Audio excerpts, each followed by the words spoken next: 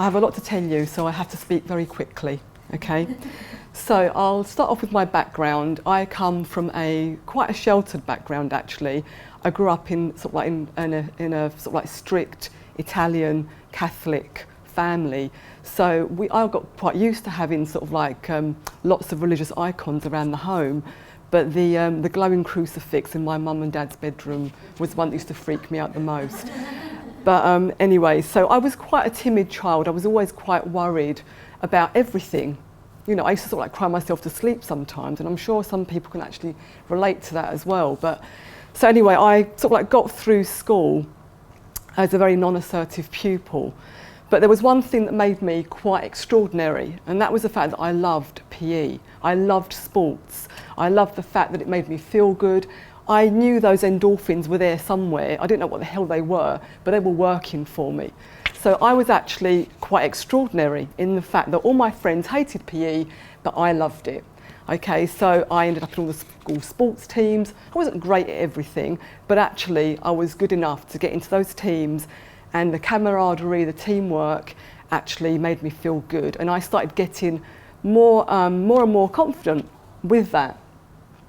So anyway, got through school, stayed on, did A-levels, left school, didn't go to university, wanted to go back straight into work.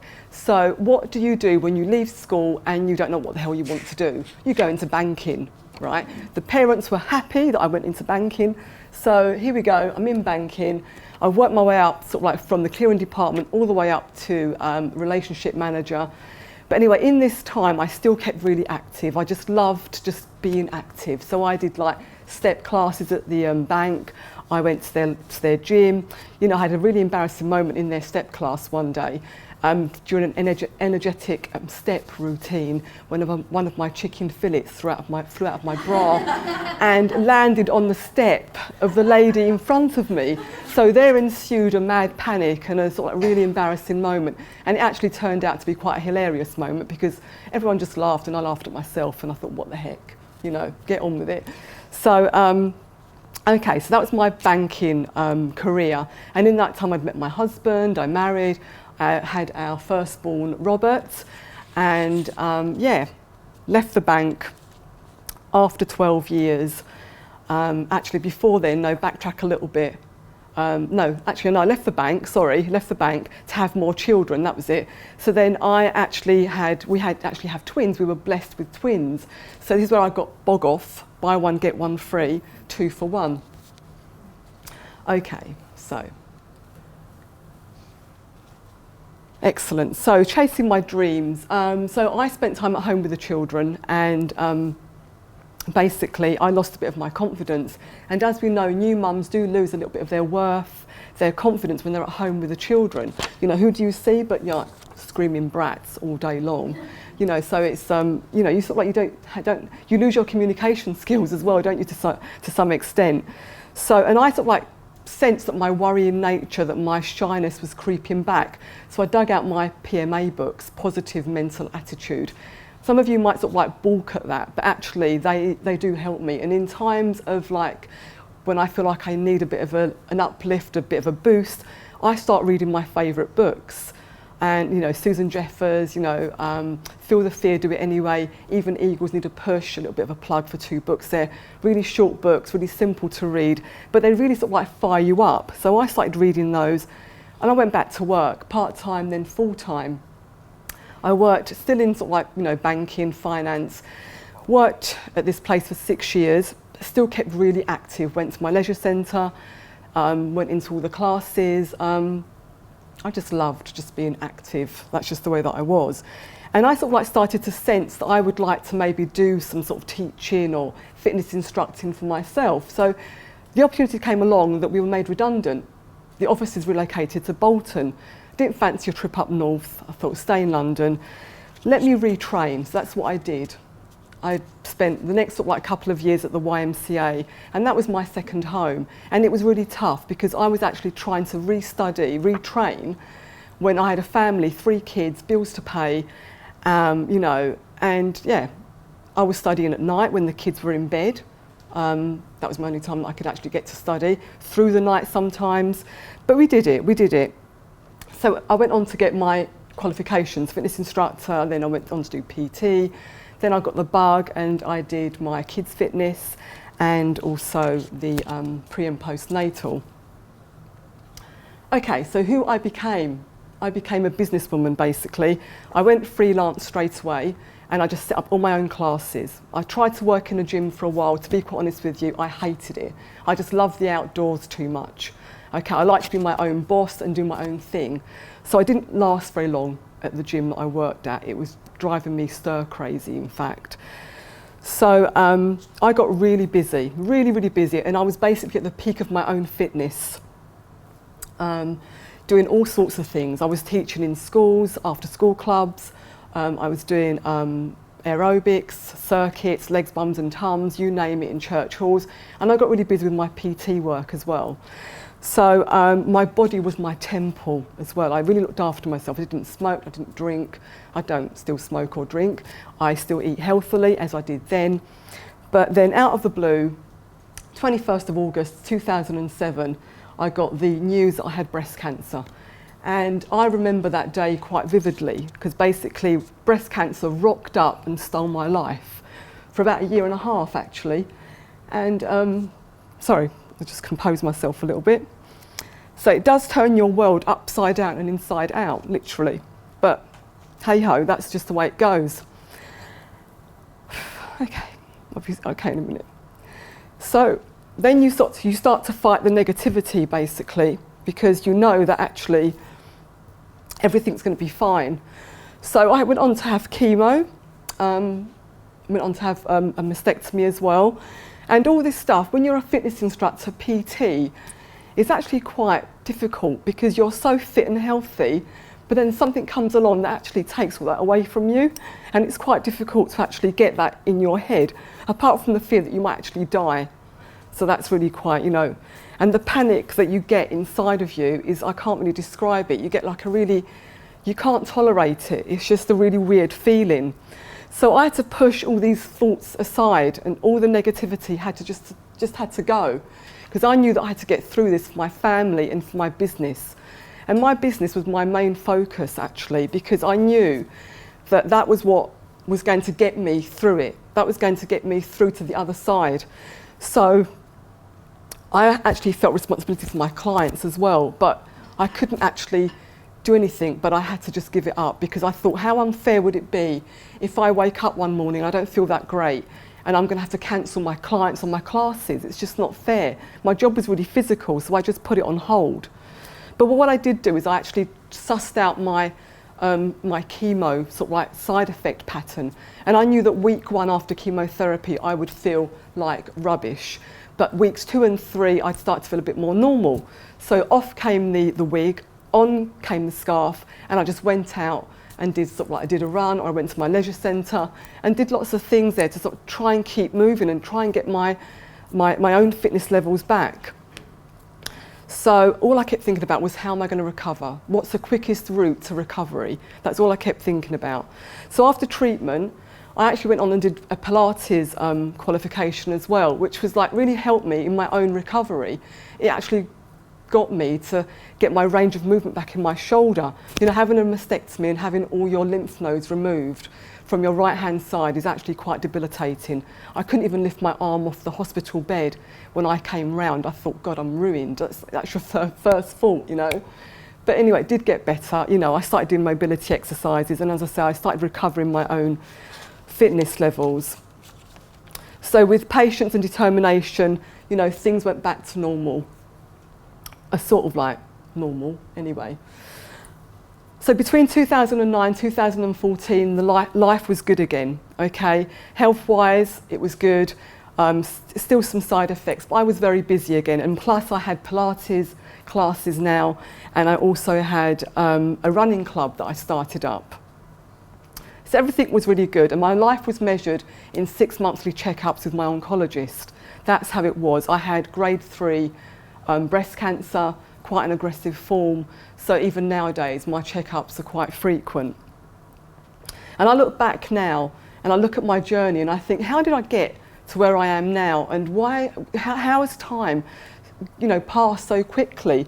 And I can really attribute the speed of passing time to the fact that I immersed myself back into my business and just thought about positive things all the time, and not dwelled on sort of like, you know, all the bad stuff and the negative stuff with the breast cancer. So, you know, I sort of like believed that I had a purpose, and I just went for it basically. I just focused on all the good things, my family and my business. And on the day that I was diagnosed, I actually vowed that something good would come out of all this mess that I was actually in. And that's what it was. It felt like a complete mess. And lo and behold, you know, they say that things happen for a reason. And I started to attract a different kind of work. I was really busy with lots of different things, but then I did an article, you know, because a journalist contacted me through a mutual friend, and I did an article for Woman's Own. It was a like double-page spread, and through that I started sort of like getting other work, and I was doing like other magazine articles, and other journalists were calling me up, and they were sort of like so inspired by my story that I was actually getting like other work. It was really weird. And I started doing charity events, you know, started running. I did the moonwalk a few times. I was an ambassador at a lot of charity events as well for the breast cancer charities, who I work with quite closely even today. And I did a big actually exercise campaign with Breakthrough Breast Cancer, as it was known before it became breast cancer now, and that's still running now. You know, the sort of, you know, the 20-minute exercise thing, get up moving, sort of like reduce your risk. And I also was involved in the advert, #TheLastOne, which was aired quite a lot on Channel 4 and on Sky channels last year and in the new year. I don't think you can see it on the TV anymore, but it is, you can see it on online, #TheLastOne, a very powerful and moving advert. Okay, I'm sorry to say that two of the ladies that are on that advert, that filmed the advert with me, have actually passed away in the last couple of months.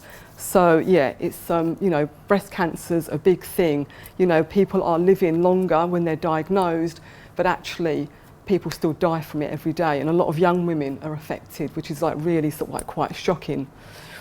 So I also started doing talks at my local hospitals as well to breast cancer patients. And they actually found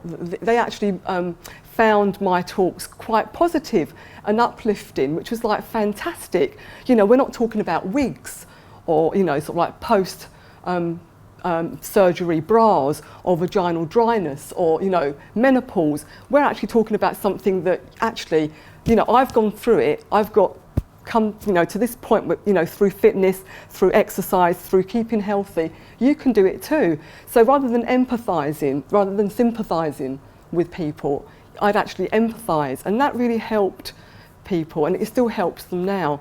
And I sort of like speak quite, you know, quite freely and quite willingly at lots of women's groups and, you know, as I say, at the local hospitals. So here we go. They say that things happen for a reason. Oh. Hang on, that's a bit too early. They say that things happen for a reason, and it's true, my role has evolved because of what's happened to me.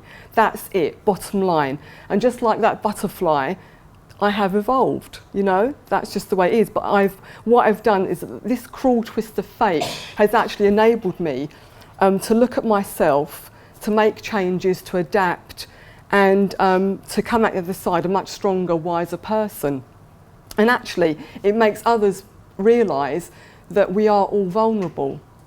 And it also makes me relatable as well, because people actually approach me because they think, well, she's gone through it.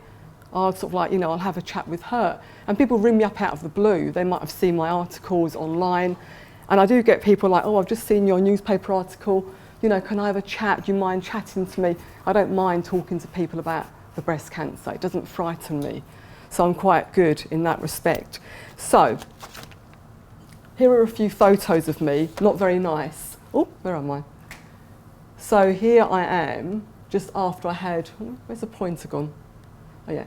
Just after my mastectomy, I think I lost about 1 stone here in weight, just through stress and worry. Here I am losing my hair, nice. There I am with my wig. Here I am with one of my daughters. Here I am, rotund, moon face. Steroids, not great. Okay, and here I'm with my wig again. You know, I just thought I'd just throw those in for you. I hate roller coasters. 14th of July 2014, my second diagnosis. Great. I thought it was all history, all behind me. And, you know, I don't know really. I don't know what happened. It just came along again, basically. So I started to feel very vulnerable again. And I had to have more treatment. So over the last couple of years, I've had 2 more operations. I've had so many scans, I'm surprised I'm not glowing and I'm not luminous. But the good thing was I didn't actually need to have chemotherapy again. So I actually, you know, kept the business going, because my initial thought again was, apart from dying, is like, gosh, my business again, do I have to just put it all on hold again?